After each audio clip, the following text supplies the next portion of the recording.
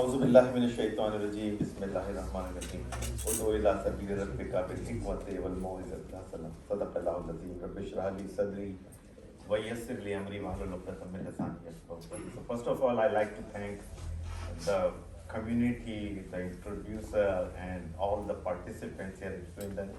This is the first time I'm here in this town, but I'm really impressed with the participation, with the students here at the Madrasa. You are just doing a great job here in Swindon. I have lived in America for many, many years, but I think this community is very inspiring and very active, and a lot of young generation which is here, so which is very important for me. First of all, I think we have a limited time. So what we will be talking today, firstly I will talk to you about Islam. A lot of people should know that what Islam is and what Islam is about. Then we will discuss what phobia is, and then we'll discuss that what actually is the epidemic of Islamophobia going on and what is happening in UK and around the world. And the last component is that how can we handle this? How should we behave against such an epidemic? So there is a disease, so there is a problem. When there was COVID, we learned how to deal with COVID. COVID was a big pandemic. So now this Islamophobia is like an epidemic. So you have to know how to deal with this epidemic, and you can deal with it. So it's not a problem if you know what to do. So first, I think Islam, we should know the first thing about Islam is that Islam has three major components of teaching. Number one, we should believe or we know that this whole universe was created by Allah Rabbul Alamin. It did not come on its own. There was nothing happening through a big bang or something like that. We know for sure that this universe was created by Allah Ta'ala, and it was created by design. Allah Ta'ala has created this world, and Allah Ta'ala has told us in Quran, Tabarakalladhi biyadihil mulk, huwa alladhi khalaqal mauta wal hayata liyabluwakum ayyukum ahsanu amala. Allah Ta'ala said, we have created this world and we have created the humanity, and we want to see that people who are created in this world, how they are going to behave. That's one thing. So number one, all of us are created by Allah Rabbul Alamin. This whole universe is created by Allah Rabbul Alamin. Everything in this world is created by Allah Rabbul Alamin, and for a purpose. Nothing is without a purpose. Second most important thing is that Allah Ta'ala has managed to educate people and train people what the purpose of life is. And for that purpose, Allah Ta'ala has sent prophets and Allah Ta'ala has sent books.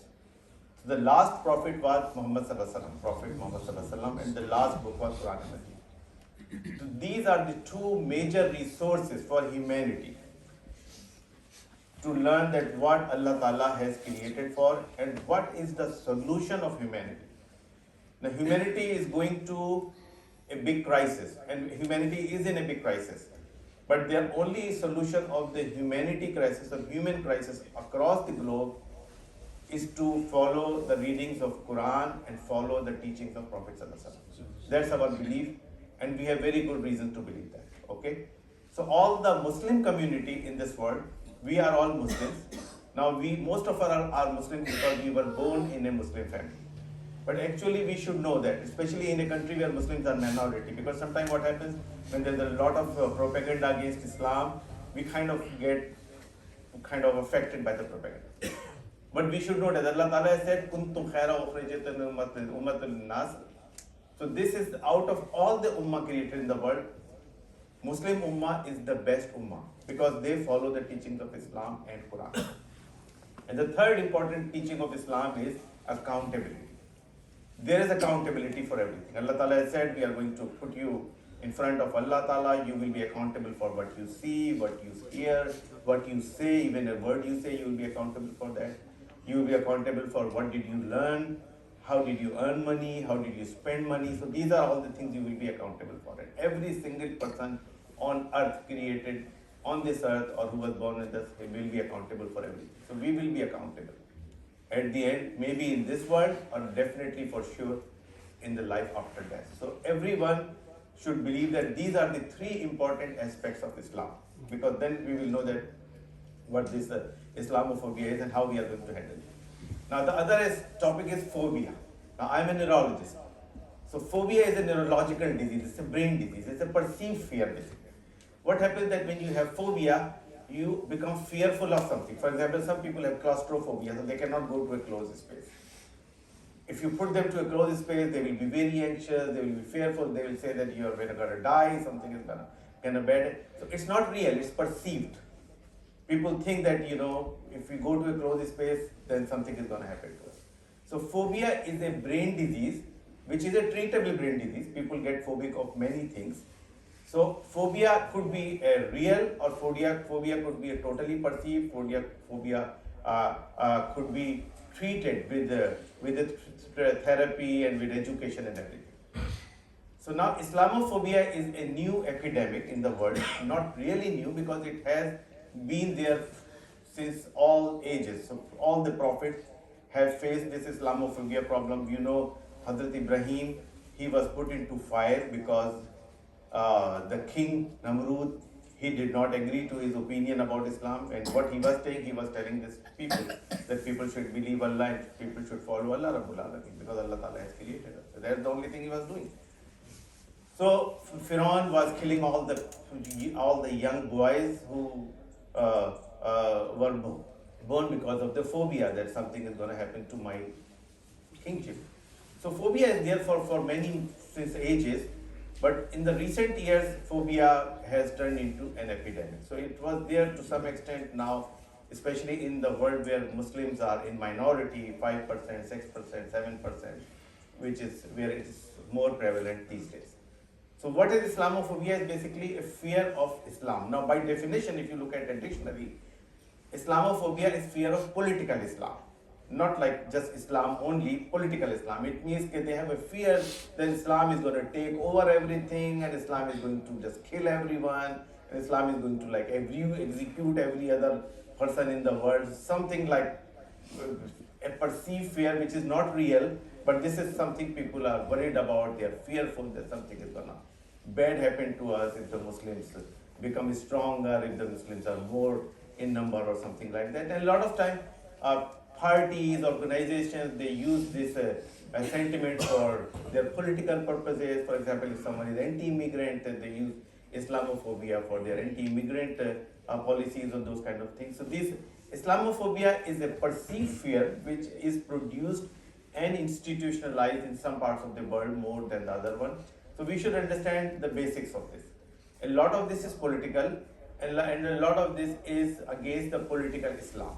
It's not against whatever we are doing. For example, we are reading Quran, we are teaching, we are praying, we are fasting.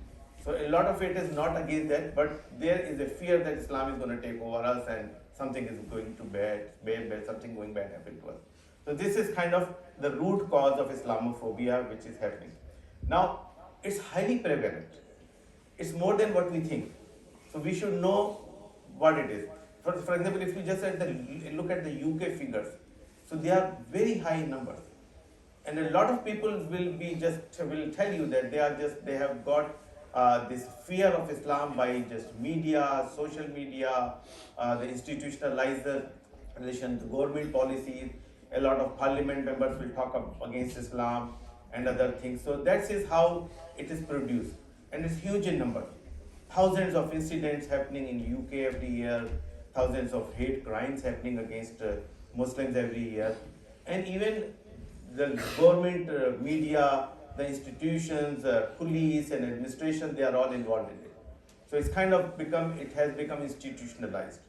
And a lot of political support for that social media which is happening in UK and other parts of the world. So this is the situation. Now what we should do, I think this is the most important thing which we want to learn today. So there are 6 major action items if you want to deal with Islamophobia. Number 1 is that you have to know your religion, because what happens that a lot of times people get away from their religion because of the propaganda. They think there's something wrong with our religion because there's a lot of negative propaganda going on. You don't know your religion, you don't know about the teaching, you don't know about your prophet. So a lot of times you kind of shy away from your religion.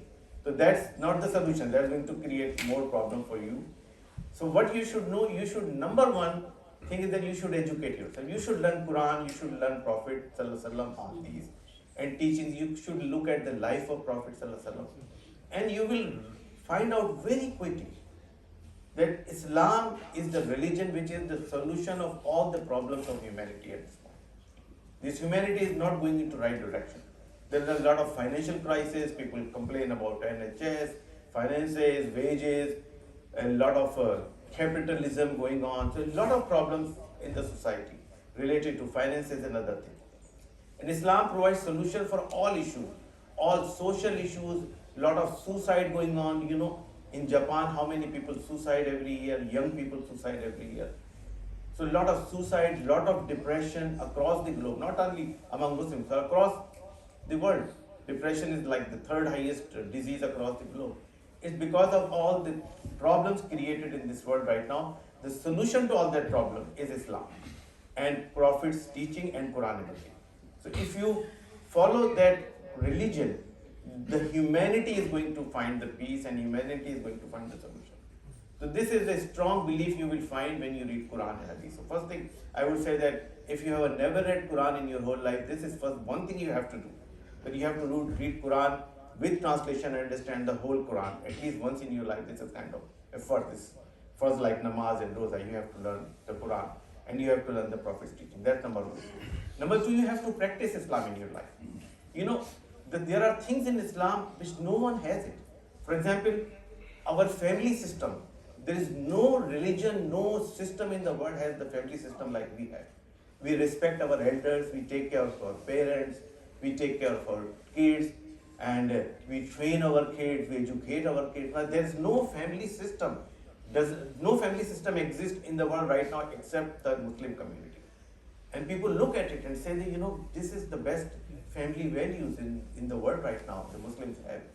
This is something we should action and we should tell people that if you want to have peace in your system, in your family, you don't want your kids to become drug addicts and you don't want your kids to become like robbers or muggers, you want your kids to become good citizens, you have to come to Islam because that's the only way you can train your kids and you can educate your kids and you can raise your kids. You can raise your boys and girls in the best way. So education and practicing Islam, practicing the family values of Islam and practicing the education provided to us. And our religion is basically to help people. Like we are the religion which is based on helping people. It's our part of religion that no one should sleep hungry in your vicinity. You should make sure before you eat that everyone in your vicinity has eaten before you eat your food. You should make sure that people who need help, they get help. If someone is sick, they are taken care of. If someone dies, then you have to take care of the person. So there is no community like this. And this is the responsibility of every Muslim, no matter where are you living.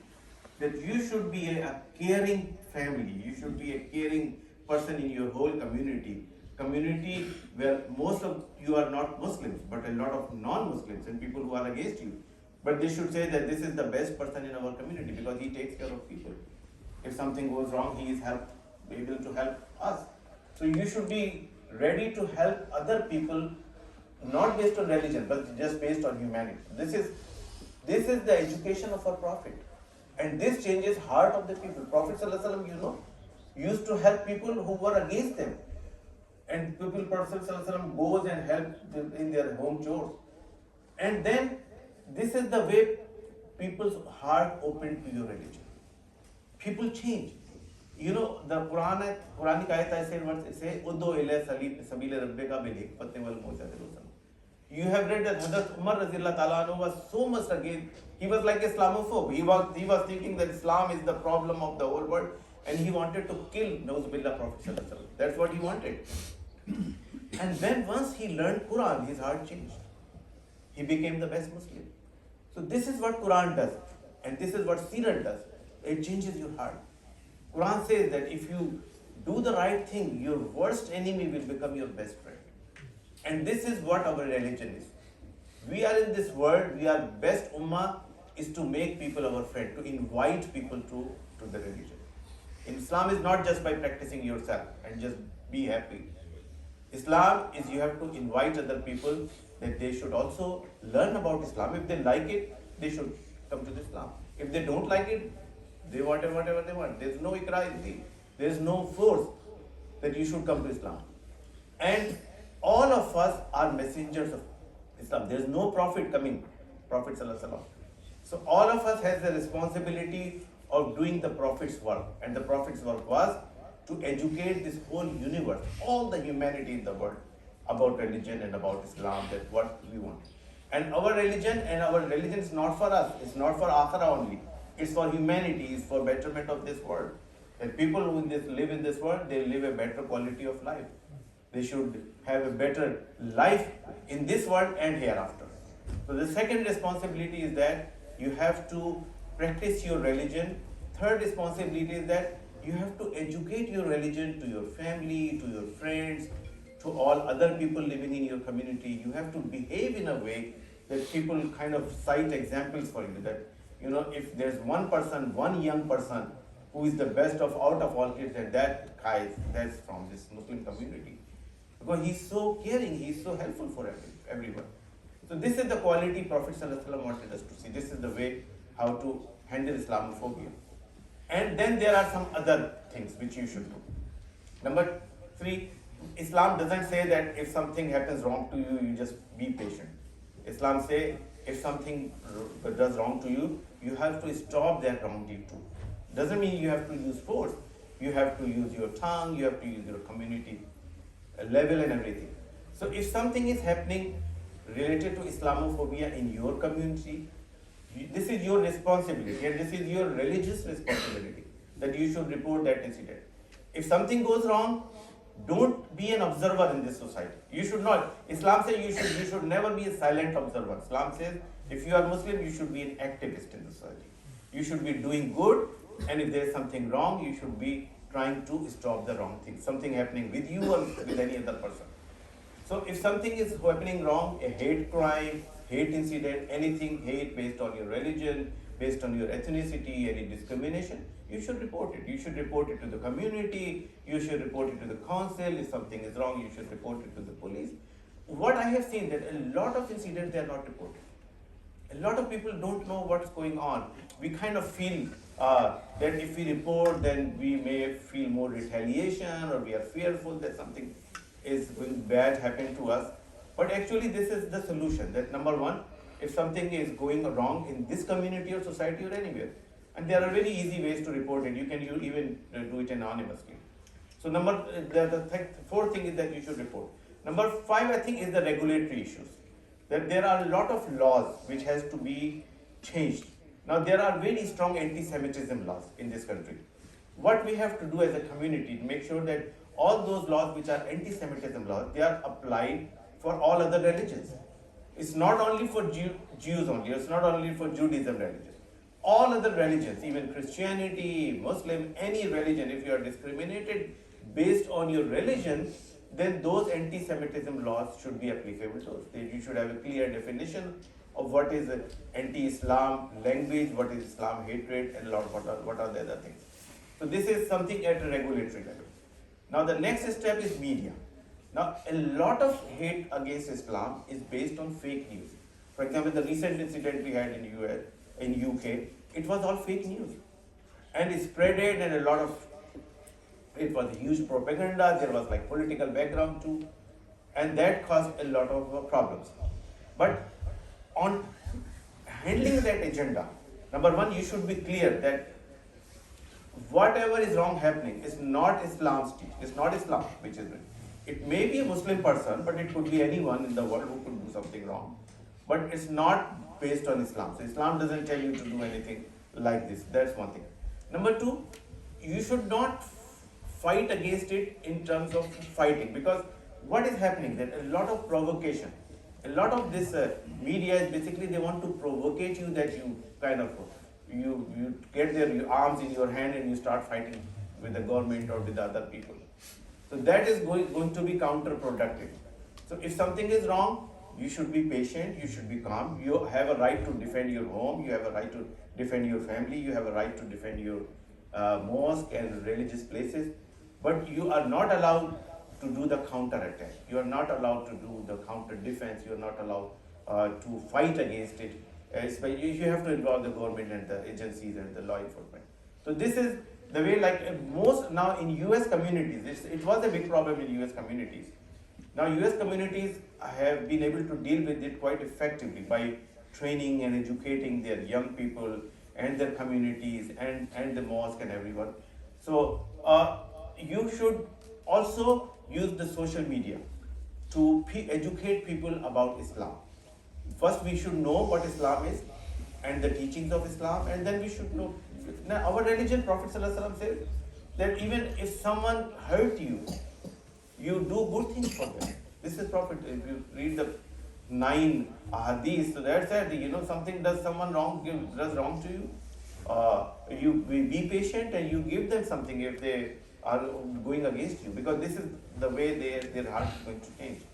So this is the kind of the technique, the methodology which you use in a country like this.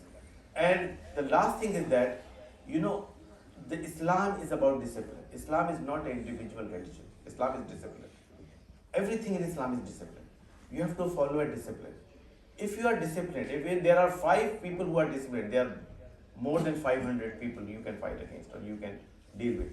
So our everything is disciplined. Our prayer is disciplined, our fasting is disciplined, our Hajj is disciplined. Everything is very managed and very disciplined. If someone looks at the discipline, they say, I just have not seen that kind of discipline. There are like 5 million people praying at Haram.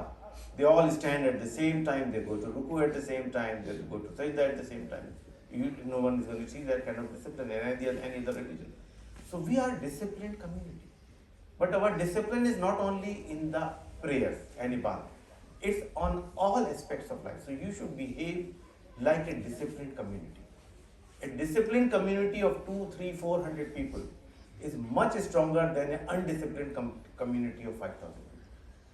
So it means that if you have a community, if you have a center, Islamic center, you should be part of that community.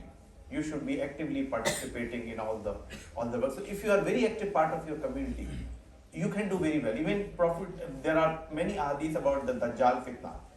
So if you learn that what is the best way to deal with Dajjal is to continue with your community. You have to have a very strong attachment with your community. And you have to read Quran and Hadith. Prophet ﷺ says you read like Surah Kahf every Friday. It's basically you are connected with Quran and Prophet ﷺ. So this connection to the Quran and Hadith and your community is going to solve the problem for these days or even in future. For Dajjal fitna time, this is the solution of the problem. So this is the guideline for all the Muslim communities who are facing these hate incidents and hate violence. Even some of you may not have this incident and you hope you will not have this incident. But if something happens across the globe, like something even has happened like Southport, you will know like within 5 minutes something is happening. So you have to know the news, you have to know the fake news, you have to know the counter activity to deal with the fake news. So you should also have a very good social media team, social media activity. So at least you can communicate to your community and your community stay disciplined. So these are some of the things which I think that you should apply in your practice. And the key is that, whatever we do, we are accountable in front of Allah Rabbul Alameen at the end, in our qabr or in the grave or even life hereafter. So this is, I think, something which we should keep an eye on ourselves. Islam is mostly self-discipline and self-control, that you have to check your own systems to do something right and to stay away something wrong. So this is kind of my brief talk related to this, but I think the more important is that if you have some questions, some concerns in your mind, if you wanted to discuss which we can deal with it, I think that would be more important for this topic. Thank you very much. Appreciate for your patient listening. Sorry, mashallah, what an inspiration. I think it's a clear view, very simple, very straightforward. This is an interactive session, so please use this opportunity to ask a question, something that has worried you at work or you've faced these issues and you want to get some clarification. You have the right person here today. Use this opportunity. Can I ask someone from the committee if there is a question from the ladies' side as well? Somehow you can get that from there and answer any questions. So anybody with any even suggestions, please. If you've got a question, you experienced this fear at work. Okay, thank you. But you should ask questions because you know I teach every day. I teach at the medical college. So at the end of each class, I say that if you have no questions, it means you did not listen to my lecture. Because the points I have taken, you are bound to have questions. So if you have not raised any questions, it means it's gone. Yes, sir. So two questions, one to the topic, one not to the topic. Okay. So first one to the topic, as you mentioned there, and we all know that we have a good community system, and family values.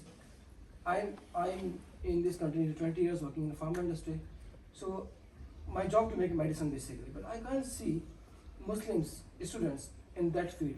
All the R&D work is done by non-Muslims, all antibiotics, everything is done by them.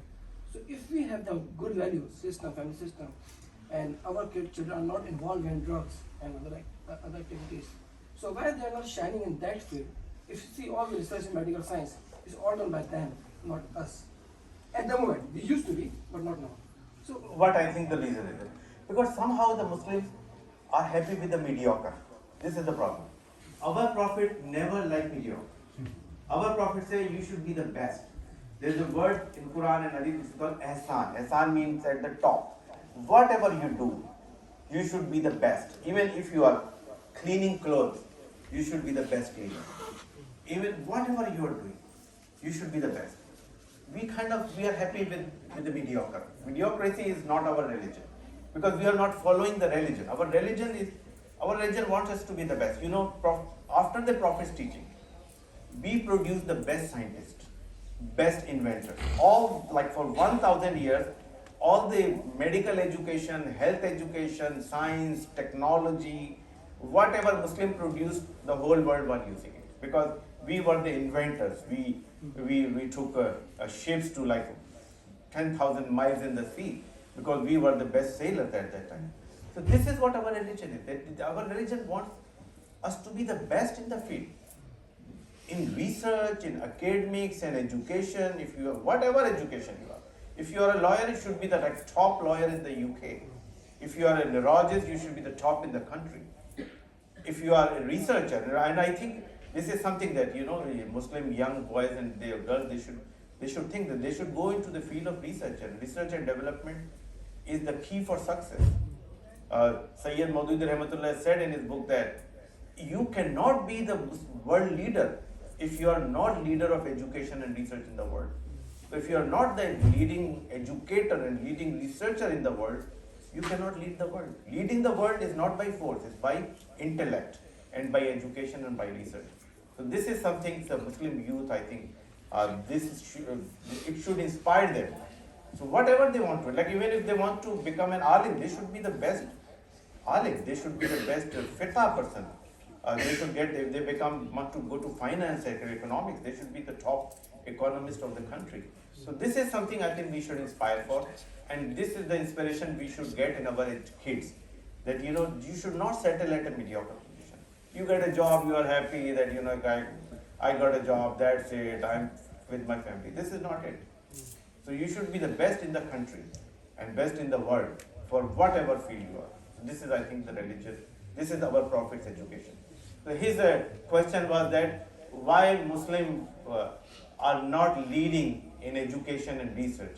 This is what I responded to. The second question you have. Second question is not to the topic, but as a neurologist, we all have negative thoughts coming in our, like not getting success. We have a lot of things at home, positive things, but we're not looking those. We're looking on the negative things sometimes. Come to yourself. How to tackle as a neurologist? Oh, it's very easy. You know, there is a verse in Quran which says, "Asan takrahu shay'a wa huwa khairul lakum, wa asan tuhibbu shay'a wa huwa sharrul lakum, wallahu ya'lamu wa antum la ta'lamun." Allah Ta'ala said that there's something which happens wrong to you, or which you think is not doing well for you, it may be good for you. And something you like to have, but you are not getting it, may be bad for you. Allah Ta'ala said, Allah Ta'ala knows better than you know. So what you should do, you should make an effort, but if you don't get the result, you should think that maybe this is not the right time. It may be not the best thing to do. It doesn't mean you should not keep trying. You should keep trying, but you should be patient because you may not succeed first time. But you should not get depressed. What happens that in Japan, for example, I saw like a report that, there was like 73 or 74 students who committed suicide because they got like 99.3%. They suicided because they did not get the 100%. So that's not a good reason to suicide. We got 99.3%, but still. So what happens that if something you wanted to get, you could not get, that's not a reason to become depressed. It means you should try more and you should have a belief that if you are not getting something you wanted, it may be good for you because Allah Ta'ala is not going to do something bad for you. Allah Ta'ala loves you more than your 70 mothers. You know how much your mother loves you. But if you make it like 70 times more than your mother, that's Allah Ta'ala's love for you and for us. So Allah Ta'ala is not going to do anything bad for us. We kind of start going into the wrong direction. So we should believe strongly in Allah Rabbul Alameen. Negative things happen to everyone. It's part of being human. You have losses, you have failures, everything happens to us. Happened to me, happened to you, happened to everyone. But you should continue your effort and believe in Allah and just always think that, Allah is going to do what is the best for you. So that's the easiest solution. Yeah. How can you get a stronger connection with Allah? Oh, that's a very important question. By reading Quran. So Allah Ta'ala, if you want to make a friendship with Allah Ta'ala, like friend, you have friends. So how do you make friendship? With communication. You talk to each other, you spend time with each other, you make good friends. So that's what you do with Allah Ta'ala. Now how to talk to Allah Ta'ala? You talk to Allah Ta'ala by reading Quran. When you read Quran, Allah Ta'ala says, I talk to you. So you talk to me. So you spend time with Allah Ta'ala, you spend time with Quran, you spend time in reading Quran, understanding Quran, you make a friendship. Allah Ta'ala says in Quran that you are awliya, means you are a friend to me. So Allah Ta'ala wants your friendship. It's not like we want. Allah Ta'ala would like us to be Allah Ta'ala's friend. That's Allah Ta'ala's wish that we like. He tells in Quran that He likes us to be with His friend. But the problem is that we don't want to be friends with Allah. So if you want to have a very good friendship, like you have other friends, spend time with Allah Ta'ala, read Quran, you will be very good contact. Very good friend. Very helpful, always. Yes, sir. Dr. Saab, I'm mashallah 84. MashaAllah. And in my life, I come across two major things, which are the Muslim downfalls. And the Muslim downfall, in my opinion, they're very good Muslims. They come to Salat, do Salat, do good, they keep Ramadan. But as far as Hukukullah is concerned, they are number one. As far as the Hukukul Ibad is concerned, they're zero. And that's our downfall. So we want a little bit light on Hukukul Ibad, so the nation know where our diseases are and how we're going to cure our diseases. Thank you. Now this is very important. The thing that, what is Islam? Islam is not only pray or fasting or Hajj or Umrah, that's it. No, it's not. This is only a very small part of Islam. Islam has two major components. One is called Ibadah, one is called Mamlat. Ibadah is very small. Mamlat is all 20, because Ibadah is only limited. For example, Namaz, you only pray 5 times. Fasting, you just 1 month. Hajj, once in life. But Mamlat, every day. Every day. So all of your life is basically part of Islam. Even Allah Ta'ala tells you how you are going to the washroom, how you are going to come back from the washroom, how you are going to lie down, how you are going to eat, what are you going to eat. So this is the discipline. So what he is saying, that Muslims are very good in prayers, but they are not very good in Mamlat. Mamlat means when you do business dealing, for example, you take loan from someone and you forgot to pay the loan, maybe you forgot or maybe you did not want to pay the loan. That is as bad as not praying. It is as bad as not praying. Prophet ﷺ said, if you took a loan and you die, your ruh is not going to go to Jannah, even if you are shaheed, because you have taken the loan.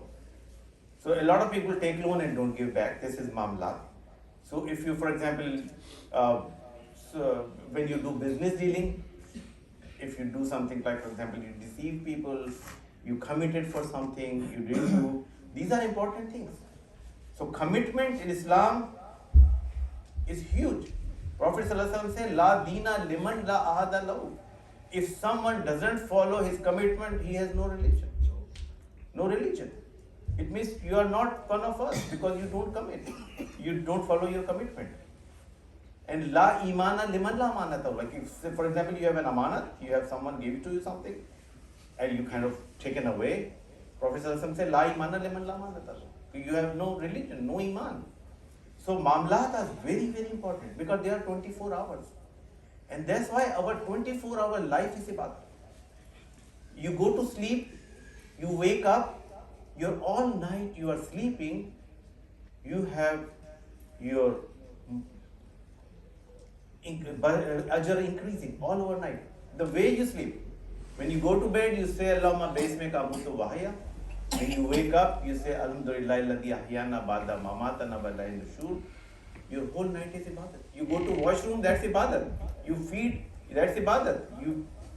You got yourself into your car, you say Subhanallah. So whenever you pray with something, that becomes part of your ibadah. So our whole life is ibadah. Everything whatever do is ibadah. And it's more important than prayer, than fasting, than hajj, than everything.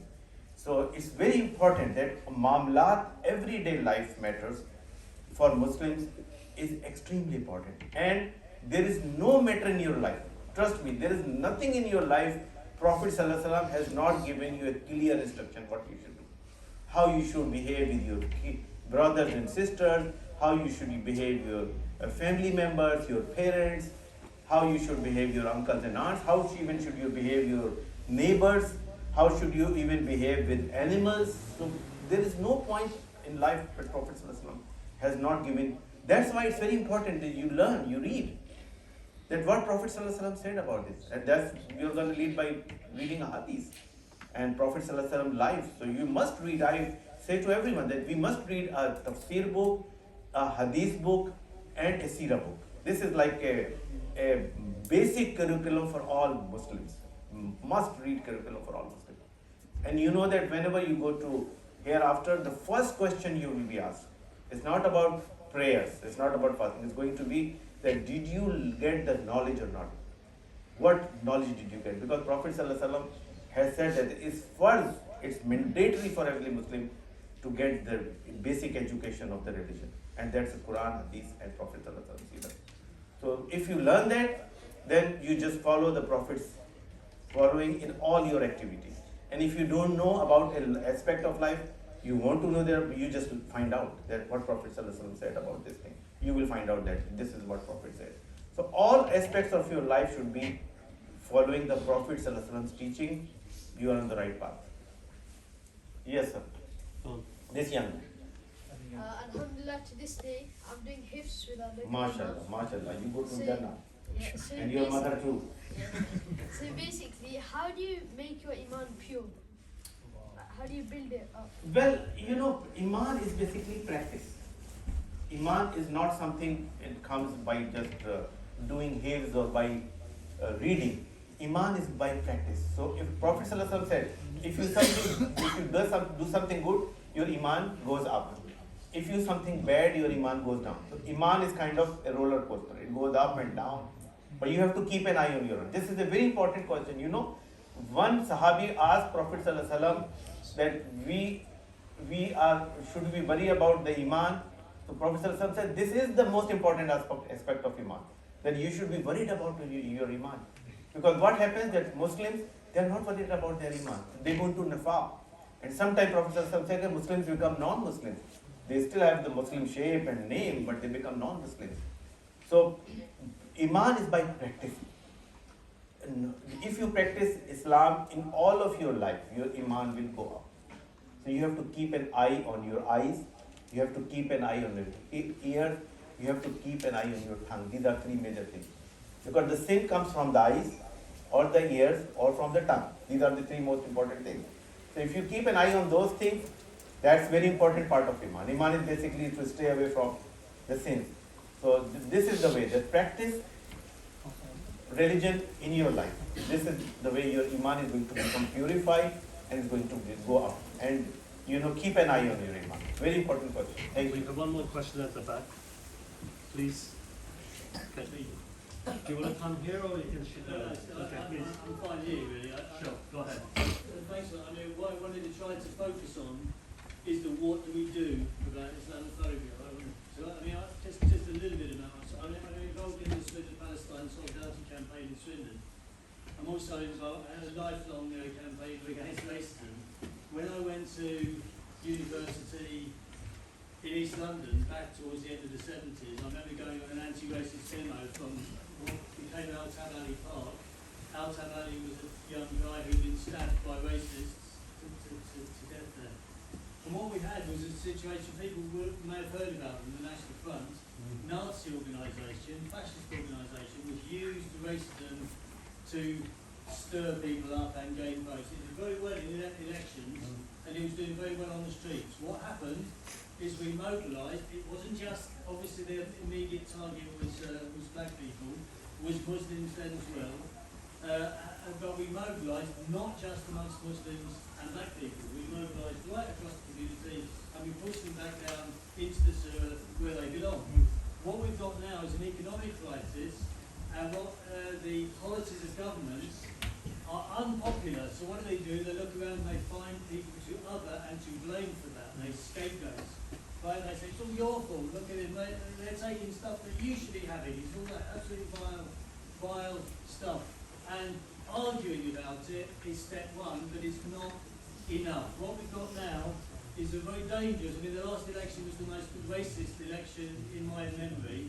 The next election, I'm pretty damn sure, will be worse than that in terms of racism. What we actually have to do is mobilise against that. And particularly, we know there's a major threat from a guy called Tommy Robinson, right? So he's absolute hatred for Muslims.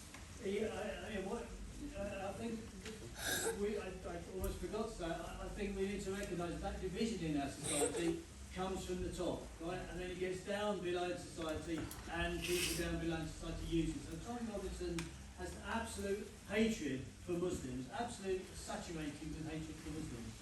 We found out a few weeks ago, he had a big demonstration in London, about 15,000 people on the demonstration in London. We mobilised about 5,000 through the trade unions. There weren't enough of us, right? There were more of them than there were of us. There were not enough of us. So the week after that, they decided to mobilise, didn't they, up and down the country now. We're going to attack hotels where asylum seekers were. They're going to attack mosques, attack Muslim centres and so on. What we did was we mobilised against that. We put people on the streets against that. There were more of us than them. They didn't turn up. Right? They were going to turn up. There were more of us than them. They didn't turn up. So what we need is numbers. And what we on the 26th of October, advertise two things. Do you have any questions or you have I'm just comments? going to advertise two things, and I'd be very interested in your comments on them. So we've got on the 26th of October, Tommy Robinson intends to march in London. What we're doing in Swindon, what we're doing up and down the country, trade union congress and stuff voted to support a counter demo. We're mobilising a counter demo. I'd urge everybody to come here to come to that counter demo on the 26th. There'll be more details when we know what they're doing. Secondly, October, we've got these leaflets here. Please take Students, this program. Organise. This is my final comment. So on Thursday the 10th of October in the Bull Green Community Centre, just down the road from here, 7 o'clock, Thursday the 10th, we're having a launch meeting to stand up to racism, opposing the racism of people like Tommy Robinson. How can we stop the far right? And again, everybody is welcome. If anyone can provide a speaker, please come. Thank you very much. Thank you. Any questions? I think we had those dates covered, and you've announced them. So thank you. Whether you've got a question?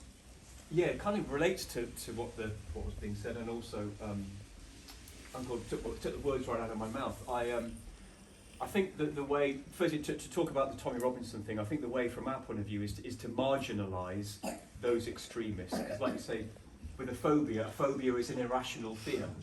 It's not a rational fear, it's an irrational fear. And they have an irrational fear of Islam, for whatever reason that is. I don't want to go into, that's probably good to discuss that forever, but from our point of view as a Muslim community, I really feel, and I've been banging on this for years and years and years, and I'm glad you mentioned it, which is about community activism and engaging with our wider community and being the best.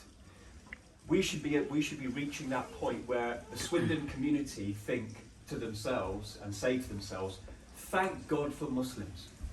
Thank God that there are Muslims in our community who are doing activities, who are doing social work, who are doing service, who are doing all kinds of things. Unfortunately, we're very, very far from that. So I won't stress on that because I've been banging on about it for ages. But the reason is, and I think Uncle has nailed on the head really, is that we compartmentalise our Islam, unfortunately. As you say, when we come into the masjid, we're Muslims, we pray, etc., etc. When we go out of the masjid, we kind of go back into normal everyday life. And I've asked, interesting, Professor Saab, from your point of view, maybe from a neurological point of view, why is it that we don't then consider ourselves in everything we do from the moment we wake up to the moment we go to bed, doing things according to the Sunnah of Rasulullah? From our actions, from our social interactions, from our family interactions, from our business interactions. Why is it that we then descend back into a kind of almost like a sleepwalking stupor from my point of view? What is it? What is it that can spark? Is it the, you say that they say that in periods of ease and comfort creates weak men, and in periods of stress and difficulty produce strong men. Now I'm not saying that we all need to abandon but is that something to do with it? Do we need to come into some kind of crisis to wake up? Thank you. This is something which even Prophet's companions were worried. They said that when we are with you, we have a very high level of iman. When we go out at home with our kids or those kind of things, then we are at low level of iman. So that is kind of the thing. Humans forget. That's why Allah Ta'ala said about pray 5 times a day, like not one time in Quran. 90 times. 90 times pray 5 times a day, because human needs a lot of reminders. So what happens when you go out with the family and the business and those kind of things? So those things take you over, and then you forget the teachings of Islam, accountability and those kind of things. So the best way is, like for example, if you come to prayer, that kind of every day you come back and remind yourself that you have to follow instructions of Allah Rabbul Alamin in your life. The same thing is you read Quran every day, you read Hadith every day, you help each other every day. Every Muslim's responsibility is to help each other. For example, if my brother or my sister is going in the wrong direction, then we don't have to fight with them, we just have to help them to get into the right direction. So we have to talk to them. So this is it's a normal thing, don't worry about it, but make a strong connection with Allah Ta'ala and Quran and Zikr, then you will be on the right path. There is nothing, it is part of the human behavior. Allah Ta'ala knows this. Allah Ta'ala does not want us to be angels. Allah Ta'ala knows that you will make sins, but you will make tawbah. You will go out, then you will come back. So this is part of being Muslim. So don't worry about it. Thank you. If there isn't any open question, what I want to do is, we've taken up, mashallah, a lot of time, very valuable time. I do want to allow 10 minutes or so for some of you who may have a personal question that you don't want to ask in the public, so they can do that after we close as one-to-one, maybe one or two who have that. So I want to give the professor a chance for those of you who want to have a one-to-one fight. But we will limit that to maybe 1 minute or so, because we've taken a lot of time. Is there any other question, public one, that you want to ask? No? One question. Yeah, please. One of the questions came from upstairs with regards to one of the females. She said that she leaves for work before Fajr, for example. So how can she break Fajr Salah? But on that topic, I'd like to request you to elaborate. You said that there's some anti-Semitism laws that apply to Islam as well. If you just mention some key anti-Semitism laws that we can benefit from, especially somewhere like in a workplace, where the rights that we can request and the things that we can request for, maybe answering this question as well. So there are 2 questions. Number 1, question from a sister that she leaves the home before the Fajr prayer. You can pray Fajr before you leave at the home. So there is for example, if you are going to leave, for example, the Fajr starts like 5 o'clock, you are leaving at 4:45 or 4:30.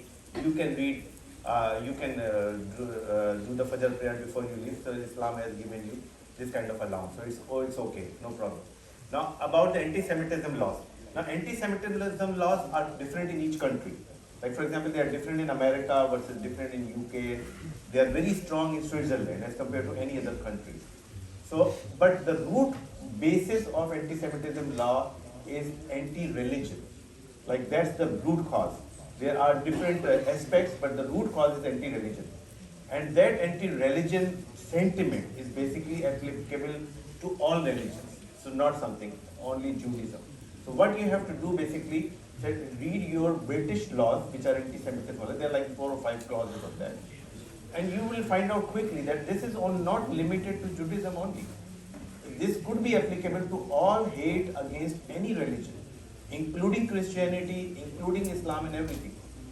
But the problem only is that for anti-Semitism, there is a very clear definition of Semitism which can be applied. So this is something the Muslim community in UK has to do, is to come up with a clear-cut definition, a consensus definition. This is what Islam is, and this will be considered anti-Islam. And that basically should be applicable in all anti-Semitism laws. So this is something like British Muslim Council and the organizations, they have to come up with a definition. Because all the lawmakers, they want a definition that, what defines anti-Semitism, what defines anti-Islam. And if you are able to come up with a definition like your lawmakers and your working, then it should not be a big problem to change the laws in this country. But this is something you have to do like at a higher level, not like at this town level, but the whole country level. That's a very good feedback. I think we need to have a follow-up for the anti-Semitism law and how it applies to Islam. That will be another topic. It will be very deep because there are the government entities who do honor that. There are a lot of workplaces that honor that, but it's another topic that we need to go into. Did you have a quick question? Yeah, I thank you first of all. Your words have been very inspiring, and I am very grateful to live in a Muslim community. I'm not a Muslim myself. Okay. I am, however, a lawyer. And I just want everyone here to know that the law here in the workplace and in your schools is very, very strong.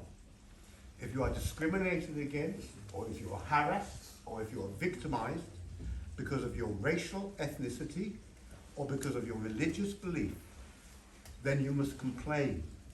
There will be processes at school and in your workplace where you can raise a complaint.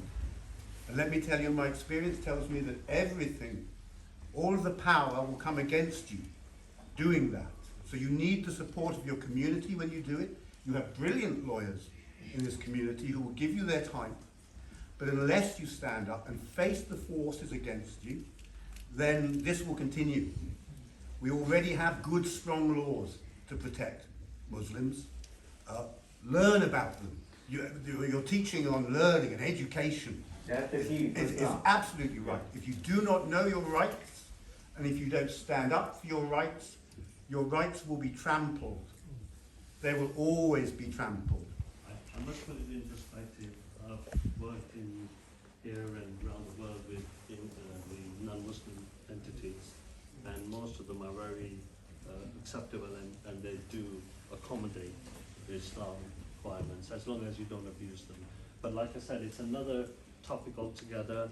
We can share our experiences, people who are working here if they have, and we have had consolations in the time where we've had individuals who have come to us and said we're being victimized at work and we have helped them.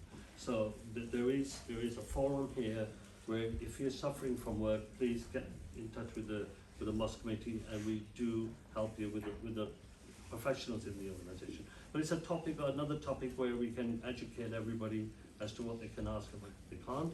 Majority of the workers, majority of the employees in this country, the council, the government, they do accommodate. So it's not as if we're totally victimized. I've had, mashallah, very good cooperation. So anyway, thanks very much. If there's no other question. Just Sorry. a quick statement. One of the most powerful tools which I don't think the Muslim community have used is describe how rich this contribution has been towards education, medicine, architecture, engineering, etc. Most people associate the Muslim faith as not being wrongly advanced. You are one of the most advanced religions in the world. what outreach, I mean, this would be a mechanism to try to curb the phobia of Islam. What could be done? I mean, what outreach can there be to better educate people, to inform them, whether it be pamphlets, presentations, to better inform people what your contributions? From Catholicism, I believe the Catholic churches were, the architects, the engineers were Muslims, I believe. So most people do not know all these headline facts which could instantly grab people's attention. Then you give them another headline fact, and it then opens up their minds to be more receptive to other headline facts about the Muslim faith. So what could be done? I think there are three mechanisms I would suggest. Number one, which we have used in America. Number one, I think interfaith dialogue is very important. So you communicate with all the religious people, and you will find out that you have more things common as compared to more uncommon things. So a lot of things you kind of agree upon, because the religions, they kind of say the same thing. So you do interfaith dialogue with all the other religions. So do with Sikh community, do with the Christian community, even Jews community, a lot of common things. That's one thing. The differences are political, but the basic teachings are pretty much the same. Number two, you have to educate yourself that what Islam has contributed to the world. A lot of people don't know the history, they have no information. And the third thing is that you should contribute to the world. What is happening is that we are just to ourselves. So we should be more contributing to the betterment of humanity. Once you start doing that, people will acknowledge your contribution and will come close to you. So I think these are the three things we should implement in our lives. Brilliant answer. We get, if I can just qualify that, I get a lot of WhatsApp forwards, negative and fake news. How about promoting what Islam and Islamic engineers, scholars and people are doing? How, instead of sending fake and negative news around, if you were to promote on the social media the good about Muslims and what they're doing, we may change. Sorry. Excuse me. What do you think about Islamophobia in England, and how is the percentage in the world or in England? Well, it's a roller coaster thing. It exists a lot. There is a lot of Islamophobia. In UK, I think part of the problem is government policies. A lot of parliamentarians support the Islamophobia. The British media support the Islamophobia. The government, like the institutions, police, and those kind of institutions, they are supportive of this Islamophobia thing. So this is something I think you have to understand that this is a problem which is going on at a very high level, but still you can deal with it with a strategy. So once you have a strategy in place, then you can deal with this. But you have to understand that it's not individual level. Most people who live in UK, they don't hate Islam. Most people who live in UK, they don't hate Muslim people. But it's some people who do, and they are less informed, they are ignorant about Islam. So they kind of hate. Once they know that who you are and how good you are, they will start liking you. So in British, I think it's more at the government level as compared to US or Canada. Now in Trump days, it was very high in US level, but these days it's kind of low. But UK, I think, is pretty high right now. Thank you. Mashallah, we can keep on asking questions and going on. We had 1 hour allocated, we have overrun. Unless there's a really important question, I'd like to close this meeting. Is there anything last? There are, just before I close, I don't want to ignore any question. We did say if the sisters had any questions, please ask, and one has been answered. I have a couple of questions here from the sisters, but they are more relevant for the imams, local imams, to answer than to put them on to our speaker here today. So they will be answered, but they'll be answered by the muftis, and they will either do that today or during Jummah, and I'll leave that with you to take care of. Mashallah, it's been a really exciting. You guys have been very, very good. You've kept the attention there, and it's been really an excellent audience. Mashallah, I hope you enjoyed delivering the speech. I did. Just to add that we have speakers who have come from several times. They come for charity, or they come for other events. A professor here has actually made his way to Swindon middle of nowhere, at his own cost. There is no the financial attachment to that. So mashallah, we must appreciate that. And we have been privileged to have him here today. It's been really inspiring. Promoting education is the best charity you can do to any community. Thank you. Promoting education and about religion and religion. That's the best thing you can do. So I would have clapped, but the Mufti said don't clap, so I don't want to be thrown out. But really, from the bottom of our heart, and on behalf of all of you, we thank you very much. Yes, please. We should pray. Allahumma salli ala Muhammadin wa ala ali Muhammadin kama sallaita ala Ibrahim wa ala ali Ibrahim innaka Hamidum Majid. Allahumma barik ala Muhammadin wa ala ali Muhammadin kama barakta ala Ibrahim wa ala ali Ibrahim innaka Hamidum Majid. Ya Allah, Ya Rahman, Ya Rahim, Ya Aziz wa Hakim, Ya Latif wa Khabir, Ya Sami wa Basir, Ya Malik wa Mulk, Ya Rahman wa Rahim, Ya Allah. All the people who have attended today, they have listened to Quran and they have listened to Hadith, Prophet Sallallahu Alaihi Wasallam. Ya Allah, put them in Jannah. Ya Allah, save them from Jahannam and give rahmah to their families and for all the communities and all the people living in this world. Ameen. Ya Allah, Ya Arhamur Rahimin, Rabbighfir warham wa anta khairur rahimin. Ya Allah, all those people who are sick, give them health. All those people who are needy, Ya Allah, give them help. Ya all those people who have died, Ya Allah, put them in Jannah and give them maghfirah. Ya Allah, please help people from Gaza. Ya Allah, protect them and Ya Allah, help them to succeed. Ya Allah, help all the Muslim Ummah and all the people in the world.